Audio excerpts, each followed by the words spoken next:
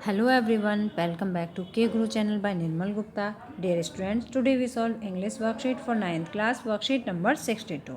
You have to write your name, class teacher name and date also 5th December 2020. Let's begin today's worksheet. In this worksheet, we will recite a part of poem on killing a tree. This poem is composed by G. Patel. G Patel he is an Indian poet. बच्चों आज की worksheet में हम poem का एक part पढ़ेंगे। ठीक है, पोएम का पार्ट पढ़ेंगे जो कि स्टेंजा के फॉर्म में दिया हुआ है और पोएम का नाम है ऑन किलिंग ए ट्री और बच्चों इसे समराइज भी करेंगे। ठीक है, so let's begin today's worksheet. It is very sensitive poem. In this poem Gieve Patel persuaded readers not to cut और not to destroy the trees. बच्चों आप सभी ट्रीज़ की इम्पोर्टेंस जानते ही हैं, तो पोइट ने इस पोएम के थ्रू मैसेज दिया है कि हमें ट्रीज़ को डिस्ट्रॉय नहीं करना है, ना ही उन्हें कट करना है। तो let's begin. The poem on killing a tree explains the process of killing a tree. ये जो पोएम है ऑन किलिंग ए ट्री, ये पोएम का नेम है। ये पोएम एक पेड़ को मारने की, किलिंग मतलब उसे पूरी तरह से मार देने की प्रोसेस के बारे में बताती है। The poet says that killing a tree is a difficult and time consuming process. Poet कहता है कि ये जो पेड़ को मारना है, मतलब पेड़ को जो काट देना है, ये बहुत ही डिफ़िकल्ट और टाइम कंज्यूमिंग प्रोसेस है, इसमें बहुत समय लगता है। सिंपली स्टैबिंग, स्टैबिंग का मतलब होता है अटैक करना, वार करना। Simply stabbing it with a knife it not enough to kill. अगर हम पेड़ पर ऐसे ही सिंपली काटते हैं, उस पर पेड़ को चाकू से काटते हैं, तो क्या वो पेड़ मर जाता है? नहीं। तो simply stabbing it with a knife it not enough to kill it. केवल चाकू से वार करना या किसी कुल्हाड़ी से वार करना पेड़ पर पेड़ को मारने के लिए इनफ नहीं है। बिकॉज क्योंकि it has grown on nourishment from the nutrients found in the earth and on years of sunlight water and air. क्योंकि जो पेड़ है उसको नरिशमेंट मीन्स उसको जो पोषक तत्व मिलते हैं, उसका जो पोषण होता है कहाँ से होता है? न्यूट्रिएंट्स फ्रॉम द अर्थ, उसे पृथ्वी से पौष्टिक तत्व मिलते हैं, है ना, उसका पोषण होता है पृथ्वी से। And on the years of sunlight, और ईयर्स बहुत सालों की उसने धूप ली होती है, वाटर लिया होता है एंड एयर लिया होता है। तो ये सभी न्यूट्रिएंट्स हैं जो कि एक ट्री को नरिश करते हैं, है ना। तो उसके पास इतना सारा नरिशमेंट होता है, तो हम केवल एक नाइफ से अगर वार करते हैं तो ये काफ़ी नहीं है एक पेड़ को काटने के लिए। The leaves and branches of the tree sprout even from its irregular, scaly and diseased-looking bark. अगर उसकी जो लीव्स हैं, leaves and branches of the tree, जो पेड़ की पत्तियां होती हैं, जो पेड़ की शाखाएं होती हैं, आपने देखा बच्चों, जैसे मान लीजिए ये एक पेड़ है, ठीक है, यहाँ पर ये ट्री है, इसमें से यहाँ पर ये ब्रांचेस निकली हुई हैं बहुत सारी, और अगर आपने इसे यहाँ से कट कर दिया तो क्या ये ट्री मर जाएगा? ये ट्री नष्ट हो जाएगा? नहीं होगा। क्यों? क्योंकि सॉइल में इसकी बहुत सारी रूट्स होती हैं जिनका कि यहाँ से नरिशमेंट होता है। ठीक है, ट्री का नरिशमेंट कहाँ से होता है? अर्थ से। इसने बहुत लंबे टाइम तक सनलाइट ली, एब्जॉर्ब की होती है, वाटर है, एयर है, इसकी जो लीव्स हैं, है ना। तो leaves and branches of the tree sprouts even from its irregular. फिर क्या होता है, अगर मान लीजिए काट दिया हमने तो इरेगुलर वे में, कहीं यहाँ पत्तियाँ निकलेंगी, यहाँ निकलेंगी, यहाँ निकलेंगी, तो धीरे धीरे इस तरह से लीव्स बहुत सारी इरेगुलर वे में और बहुत सारी ब्रांचेस ट्री में से निकलती हैं। डिकीज्ड लुकिंग बार्क, और वो क्या होती हैं? वो उनकी टहनियाँ होती हैं। बार्क मतलब टहनियाँ होती हैं। So hacking a tree with a knife और एन एक्स, एक्स मतलब होता है कुल्हाड़ी, नाइफ मीन्स आप सभी जानते हैं चाकू, तो पेड़ पर चाकू या कुल्हाड़ी से वार करना, और चॉपिंग ऑफ ए बो, या उसकी एक शाखा को चॉप करना, may cause pain to the tree, इससे क्या होगा? पेड़ को कष्ट होगा, पेड़ को बहुत पेन होगा। बच्चों मान लीजिए ये एक ब्रांच है, इसको हमने यहाँ से काट दिया, ठीक है, ये पूरा पार्ट कट गया, तो इसे तो हमने कहा कट करना, लेकिन अगर हमने इसको ऐसे छोटे छोटे पीसेस में काट दिया तो ये कहलाएगा चॉप। ठीक है, चॉप मीन्स होता है छोटे छोटे पीसेस में कट कर देना। तो एक्स से या नाइफ से हम चॉपिंग ऑफ करें, मीन्स उसे छोटे छोटे टुकड़ों में काट दें, या उसकी डाली को नाइफ से कट कर दें, में कॉज पेन, तो उससे क्या होगा, उससे उसे बहुत कष्ट होगा। अगर उसे बार बार डाली को काटा जाएगा तो उससे क्या होगा, उसे बहुत कष्ट होगा। But it is not enough to bring a tree down, लेकिन एक पेड़ को नीचे गिराने के लिए ये काफ़ी नहीं है। द ब्लीडिंग बार्क मतलब जैसे कि ये ट्री की ब्रांच निकली हुई है, ठीक है, ये ब्रांच निकली हुई है मान लीजिए, तो इसको आपने यहाँ से कट किया, तो बच्चों आपने देखा होगा जहाँ से कट करते हैं वहाँ से ना वाइट कलर का पस टाइप का, पीप टाइप का निकलता है उसमें से, ठीक है, तो उसे इस पोएम में कहा गया है ब्लीडिंग बार्क। ब्लीडिंग मतलब खून का निकलना, और तने को जब काटा जाता है तो उसके अंदर से जो पप निकलता है, जो पीस निकलता है, उसे कहते हैं ब्लीडिंग बार्क। उसके अंदर से जो खून निकलता है, खून तो नहीं होता, लेकिन प्लांट को जब हम काटते हैं तो उसके अंदर से वाइट कलर का ब्लड जैसा ही पीप निकलता है। The wound in the bark from where the sap flows out or where a bough has been chopped off, और the wound in the bark, और तने में जो घाव हो जाते हैं, जैसे हमने उसे चॉप किया, एक डाली को बीच बीच में से काट दिया, मान लीजिए ये डाली है, इसे हमने यहाँ बीच बीच से काट दिया, तो इसके यहाँ पर घाव हो गए ना, ये जो घाव है यहाँ से एक तो पीप निकलेगा, और जो इसके वुंड हैं from where the sap flows, वहाँ से छोटी छोटी कुलियाँ निकल आती हैं। जब हमने इस पार्ट को काट दिया, बो को, ब्रांच को, तो उसमें से सैप मीन्स होती हैं छोटी छोटी पत्तियाँ निकलना, ठीक है, तो उसके अंदर से छोटी छोटी पत्तियाँ निकल आती हैं। और where a bough has been chopped off with heal with time, और डाली को जहाँ से भी काटा जाता है, चॉप्ड ऑफ मीन्स कट किया जाता है, वो हील का मतलब होता है ठीक हो जाना, विद टाइम समय के साथ साथ वो बिल्कुल ठीक हो जाता है। जैसे मान लीजिए एक फिंगर कट जाती है तो उसमें पेन होता है ना, लेकिन थोड़े टाइम के बाद वो धीरे धीरे हमारी बॉडी की इम्यूनिटी सिस्टम के साथ ही ठीक हो जाती है ना, हमारी बॉडी में इम्यूनिटी सिस्टम स्ट्रांग होता है, वो धीरे धीरे रिकवर हो जाती है। इसी तरह से जो प्लांट होता है बच्चों, प्लांट जो होता है वो मिट्टी के अंदर से यहाँ से न्यूट्रिएंट्स लेता है, और मान लीजिए इसकी इस शाखा को, ब्रांच को हमने यहाँ से काट दिया, तो ये थोड़े दिन बाद हील हो जाता है, रिकवर हो जाता है। क्यों हो जाता है? क्योंकि इसे अर्थ से न्यूट्रिएंट्स मिलते रहते हैं, ठीक है, सनलाइट मिलती है, वाटर मिलता है, तो ये बहुत जल्दी रिकवर हो जाता है, ठीक हो जाता है, हील हो जाता है। तो विल हील विद टाइम, समय के साथ साथ ठीक हो जाता है। New green twigs will grow again. Green twigs, twigs का मतलब होता है छोटी छोटी शाखाएं, ग्रो अगेन, और पेड़ में से छोटी छोटी शाखाएं फिर से निकलती हैं। Boughs that were chopped off will be replaced by new bough. Bough का मतलब वही शाखाओं से है, डालियों से, जो बड़ी शाखाएं होती हैं उनकी जगह पर छोटी छोटी शाखाएं निकल आती हैं, ठीक है। जैसे बड़ी डाली थी, आपने उसे काट दिया, और काटने के बाद क्या, उसके अंदर फिर से छोटी छोटी डालियाँ निकल आती हैं। And the tree will regain it's farmer size, और पेड़ अपने फॉर्मर साइज मतलब पहले वाले साइज जैसा ही हो जाता है, जैसा उसका पहला साइज था वो फिर से वैसा ही हो जाता है।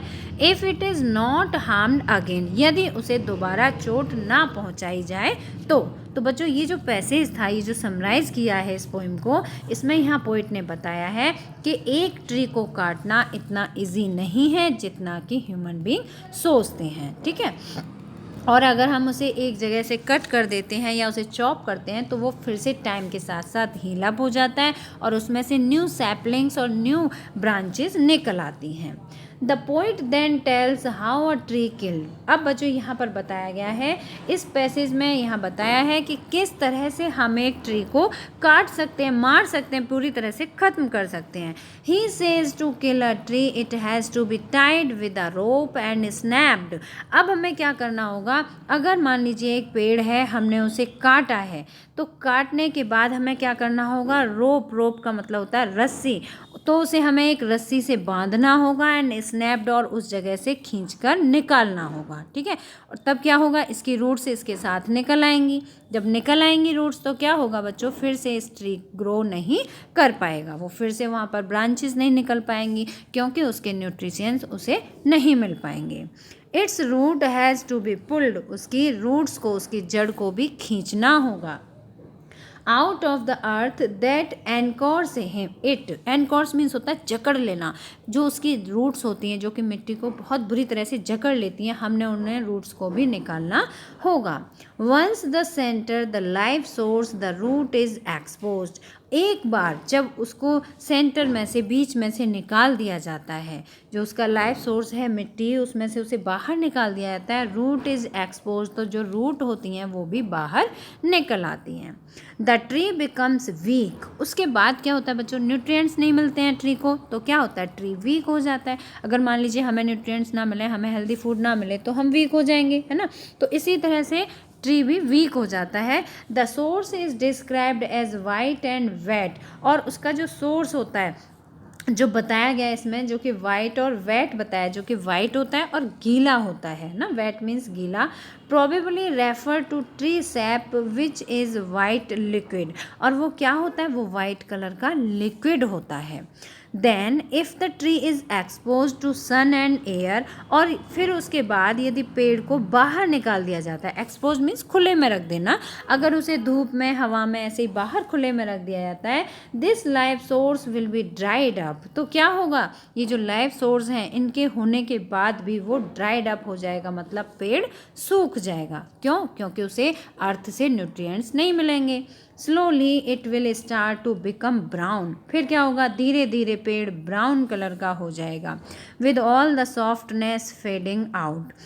उसकी जो सॉफ्टनेस है, जो वो मुलायम होता है पेड़, उसकी जो लीव्स होती हैं कोमल, वो सब फेड हो जाएंगी, डल हो जाएंगी।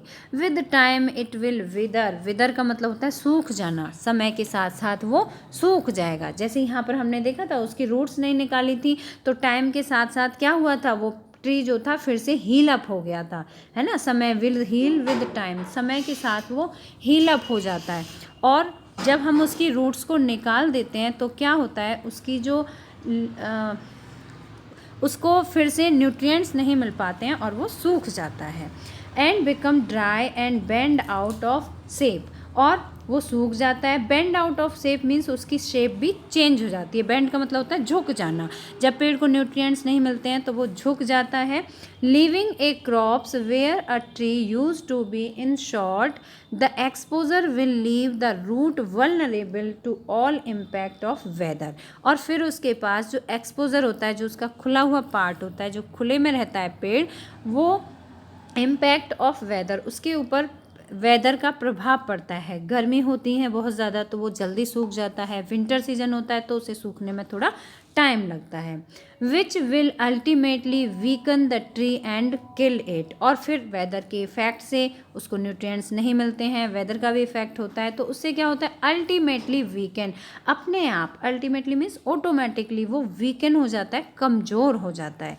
एंड किल इट, और इस तरह से हम पेड़ को मार पाते हैं। तो बच्चों इसमें वो प्रोसेस बताई गई है कि how can you kill a tree, आप पेड़ को किस तरह से मार सकते हैं। And the poet give a message not to kill a tree. बच्चों इसमें पोइट ने एक मैसेज दिया है कि हमें पेड़ को काटना नहीं है, हमें पेड़ को मारना नहीं है। I hope all of you understand this summary of this poem on killing a tree.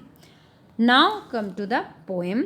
So hack and chop. Hack and chop, hack means काटना, चॉप मीन्स भी, चॉप मीन्स होता है छोटे छोटे पीसेज में काट देना। So hack and chop but this alone wouldn't do. अगर आप एक पेड़ को हैक करते हैं या उसे चॉप कर देते हैं तो वो अकेला पेड़ को नहीं मार सकता। Not much pain will do it, और ना ही हमें पेड़ों को पेन देना है, उनको कष्ट नहीं देना है हमें। पेन का मतलब है कष्ट देना, और हम कष्ट कैसे देते हैं, जब हम प्लांट की ब्रांचेज को बीच में से कट करते हैं या चॉप करते हैं।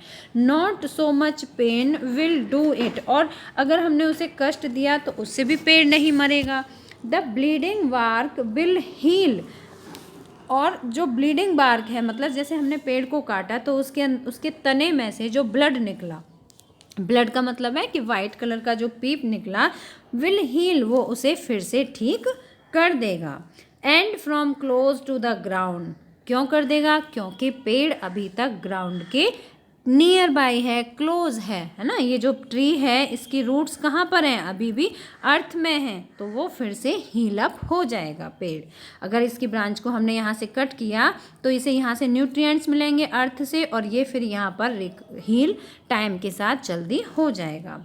Will rise curled green twigs, और जहाँ से हमने इसे कट किया है वहाँ पर क्या होगा, बहुत छोटी छोटी ग्रीन कलर की लीव्स निकलेंगी, ट्विग्स निकलेंगी, शाखाएं निकलेंगी।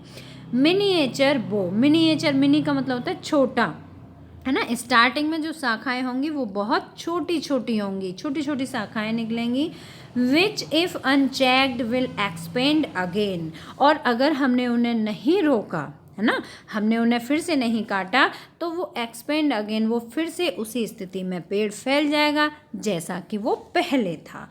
टू फॉर्मर साइज मीन्स वो अपने पहले वाले साइज में फिर से चला जाएगा। So I hope all of you understand this poem. बच्चों ये बहुत ही सेंसिटिव पोएम है और इसमें से एक पैसेज अक्सर एग्जाम में आता ही है, तो आप इसे बहुत अच्छी तरह से प्रिपेयर कर लें। Now come to question answers. First question is but this alone won't do it, here the word this refer to।